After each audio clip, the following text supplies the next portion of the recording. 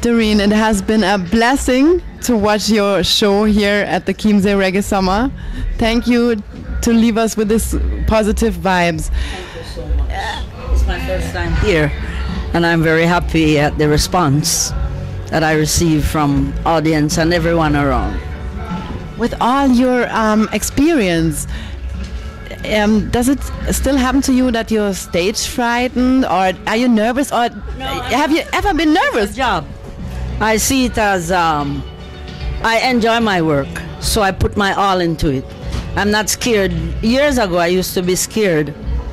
You know, sometimes someone may say something that's not nice, but I know too I can throw it behind me right now. But years ago, I wouldn't tell you I wasn't scared. I used to have butterflies in my stomach going into the studio because I'm going to work with these great musicians. And I really don't know, with a little help from friends, this is what I say, you know, they brought me along the way, and I'm very happy. I'm not afraid anymore.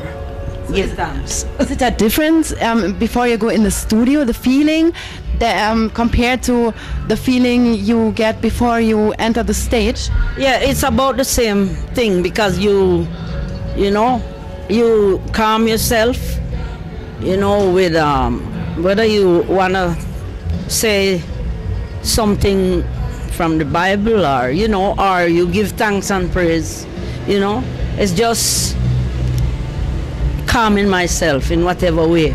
And I enjoy that, you know, just being myself.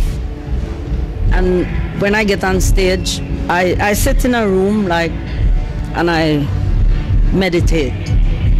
I always meditate before I go on stage. I do, and even in the studio. Whatever I'm about to do, not just only in the music, but if I'm about business, I meditate. I hope for the best in everything. That's we can't hope for, you know, too much bad vibe, too much, you know. You have to be positive. You have to be positive. You can't be a pessimist. You know, I'm not. You have to be optimistic. You can't have doubts and suppose. A lot of people use this word in a sentence at the beginning, suppose. No, you have to have confidence. If you don't have confidence, this is my views. If I don't have confidence, then I don't believe in what's happening around. The universe, I know there's a creator, so I can't say suppose. I put that aside. I go there, whatever is to be, it's gonna happen. If I make somebody happy, then I can make the whole audience happy. That's how I look at things. Looking back on your life, especially your musical career, is there anything you would do different now? You know, as I explain to a lot of young artists, music is something you got to cradle it like. It's like a baby. You have to spend time, you have to be devoted. It don't just happen. It don't just happen.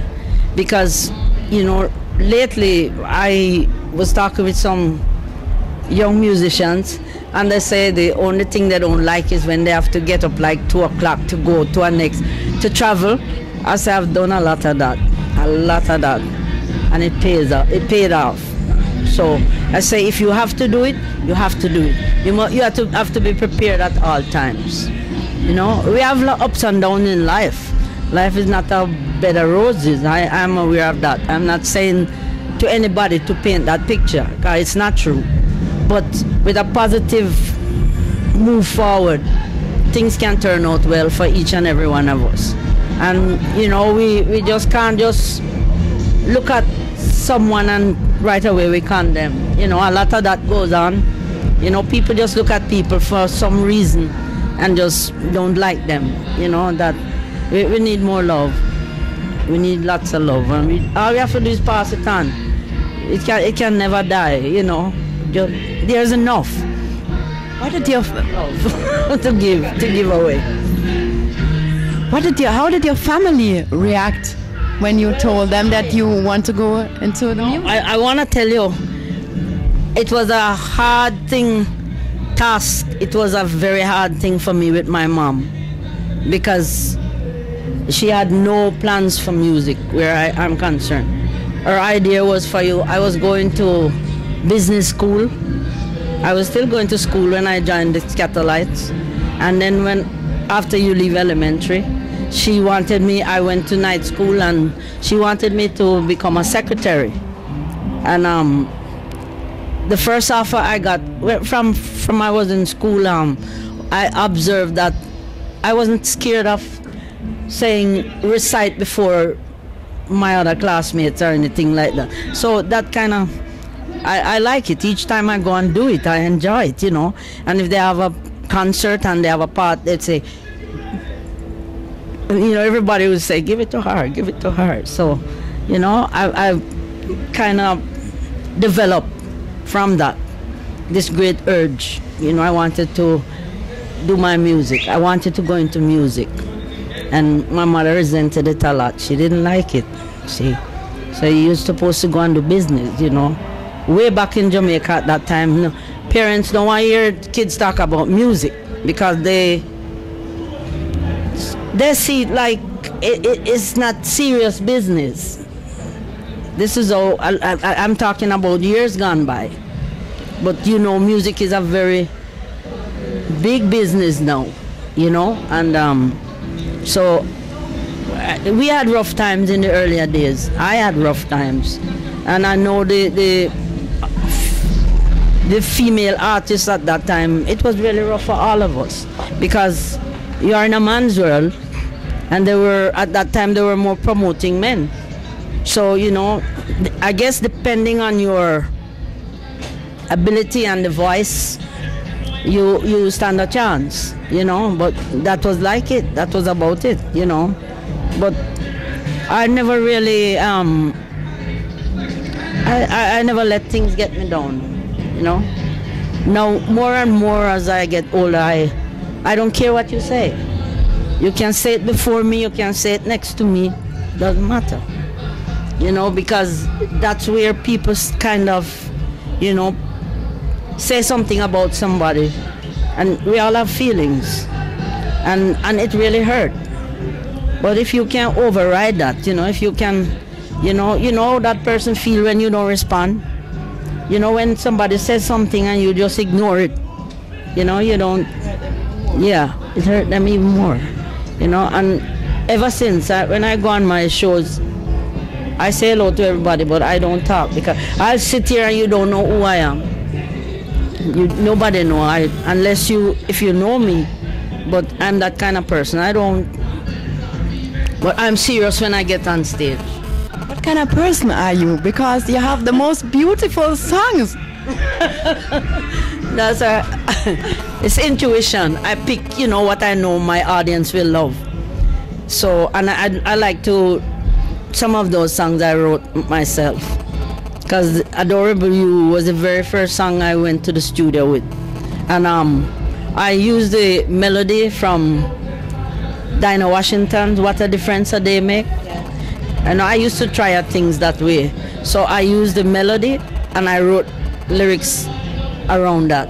And that's when I told myself, well, I tell myself that, yes, I can do it. That convinced me that I can do it. So I just keep trying. It's so nice to hear the foundation of reggae music, you know, rocksteady, ska music. It's all started from the Scatolites. Where do you see reggae music going to right now? Reggae music is evolving in there are a lot of artists who are involved, who have passed off, you know, Bob Marley and Alton Ellis, you know, Sugar Minott, just recently. And a lot of people have paved the way for a lot of the now upcoming artists. But I started out with the ska.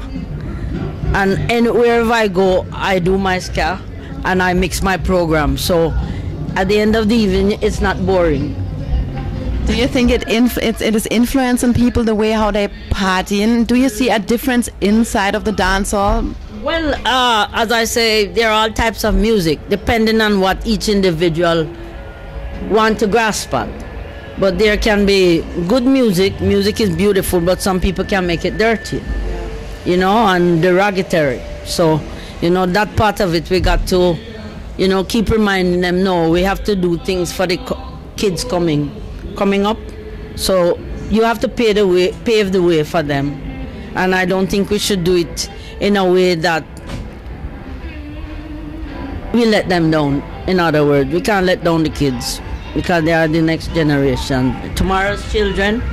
So, you know, whatever we're doing, do it always thinking about the kids.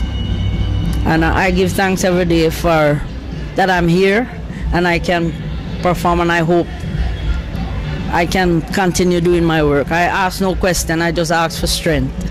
That is why we need you to continue your work. Thank you so much for the interview. It's nice talking to you guys.